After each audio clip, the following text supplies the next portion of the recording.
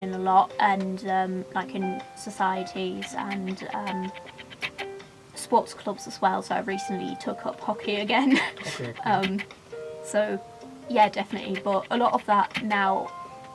So I got involved with it and made friends through that. But now I'm at a point where I get involved in things because of friends. So it's sort of like switched around. Compared to first year and Yeah. now. What things are you going to now? So I'm president of the LGBT Society, Okay. and I'm also chair of the activities committee. So yeah, definitely do get a lot of insights into the thing, and also have a fair amount of work too. First. Any insight that you care sharing? It's get involved, and there's always people that will be happy to help you. You just need to ask, and you need to find out who to ask. If you know the right people, your life is going to be so much easier.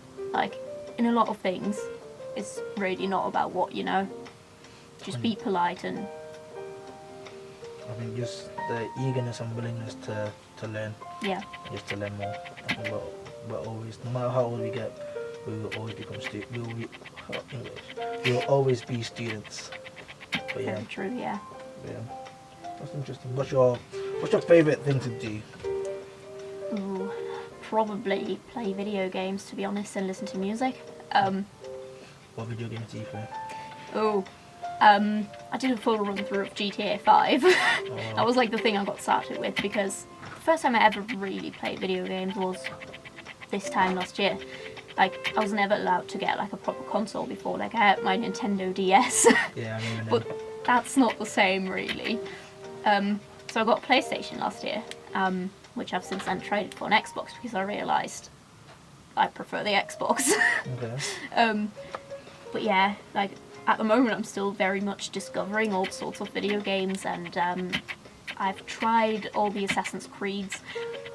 Definitely something I got stuck at and something I need to improve at.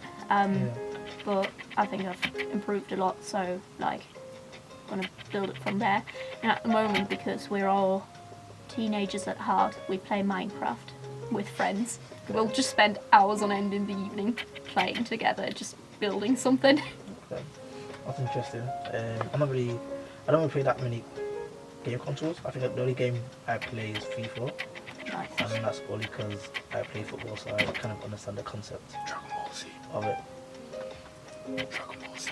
Oh yes. Dragon Ball Z. I got into that. I think getting into game consoles is very interesting. It's fun. It's a good way to interact with other people. Yeah. But yeah, 100%. Also, actually teaches you some skills. It does. What skills does it teach us?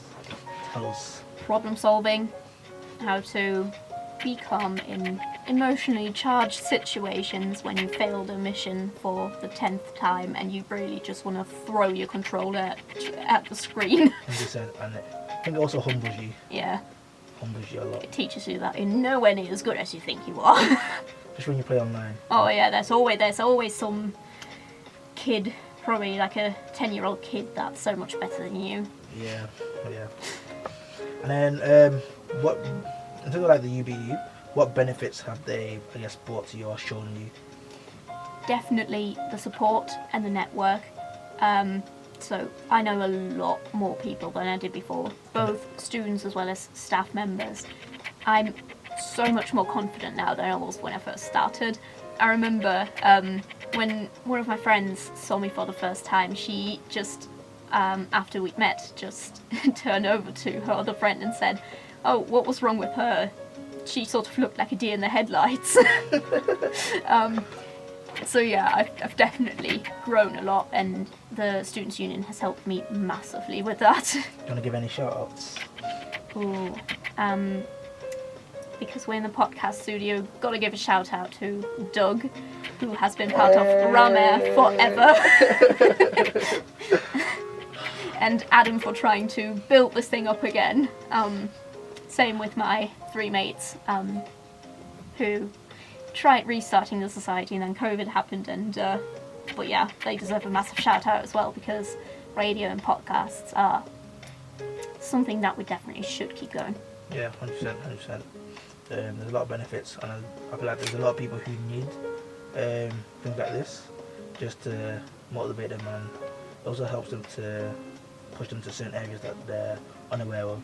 Yeah. I think like one of the biggest things with uni and what I've realised is a lack of promotion and a lack of awareness of what people know that's going on within the uni. There's so much going on, but Yeah. people just don't know about it. A lot of people, and I think that's a particular thing for my course, is that our course is always sort of like, especially my year, people don't really show up, people aren't involved, they go to uni or not Yeah. and don't do anything extra really. But a lot of people don't actually even know what the students' union is, and I think that's a big issue. So like I feel like we need to do the work and like do more outreach in our student community, like from the get-go, like the moment they set foot into the university for the first time, we got to be present. 100%. And is there any other ways that you think we could, I guess, improve this? I think it's just raise more awareness with the general student body and be really present in like induction weeks, and don't stop there. For sports clubs, you could do things like, an idea I had, for example, was a lot more people know the sabbatical officers. Yeah. You know, they're sort of like a phase, they go to different events. You could do hey, come to football with the sabbatical officer this week and go around sports, and that way I feel like a lot more people would be more comfortable going, because it's scary going somewhere alone. Yeah. But like, if there's someone you know, you'll go. Yeah, 100%. People feel more comfortable when there's a familiar face. Yeah. Yeah. I forgot I was going to ask you something.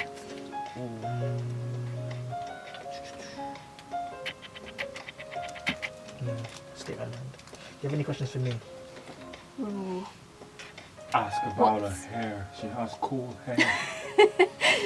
What is your favourite thing about this university in particular? The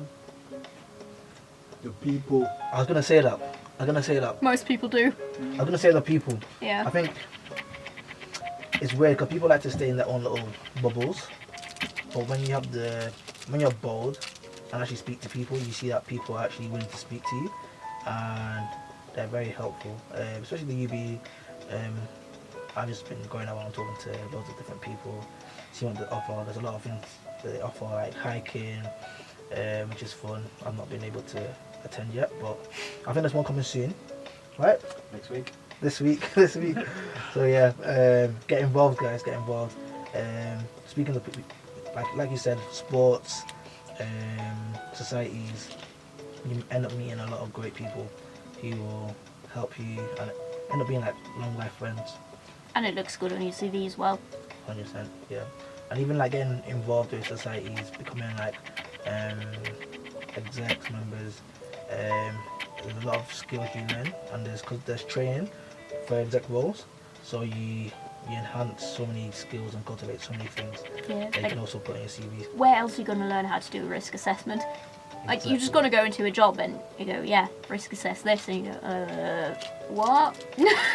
Because you do it so many times, you get used to it, and it ends up being You get a feeling for it, you just know.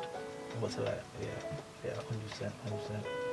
Oh yeah, like you said, you got cool hair. Tell us about your hair.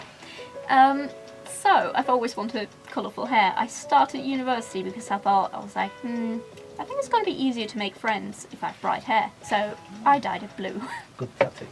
at the beginning of first year. So, also because my name is not the easiest, like people see it and just go, yeah, I'm going to skip that, or just going to, because it's spelled differently, because obviously German, we have different pronunciation rules.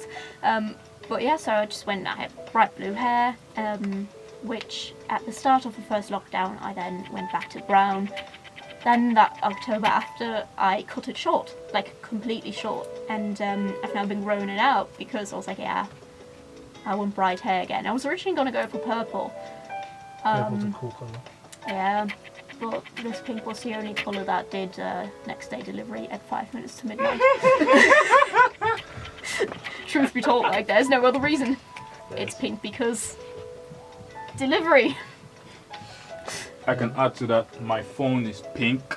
People ask, why is your phone pink? Why is the case pink? Because online, pink was the cheapest, so I picked pink. It was like £3 cheaper. I'm like, yeah, that's worth pink, man. Pink is expensive now. I Oh. think there's Yep. tax for it.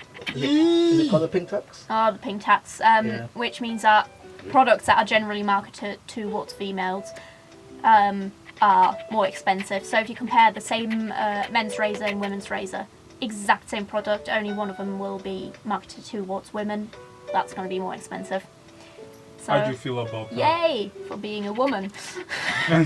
How do you feel about It sucks because, like, you should be able to choose the colour or just get whatever product. The marketing of it should not influence the price.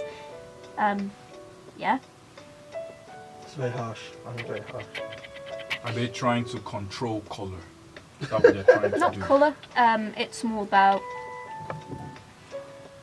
I don't want to say. I don't want to be harsh and say oppression, but You can't. it's This more is- about That's the the power dynamic of you can do it and you can charge more because a lot of women will still be insecure enough to go, nah, I need this thing that's more marketed towards me. 100%. Like the amount of women or like the amount of people I know that will go, no, I feel uncomfortable buying a men's razor, even though it does the exact same job. It's just a different packaging and cheaper, which is something that's really weird to me.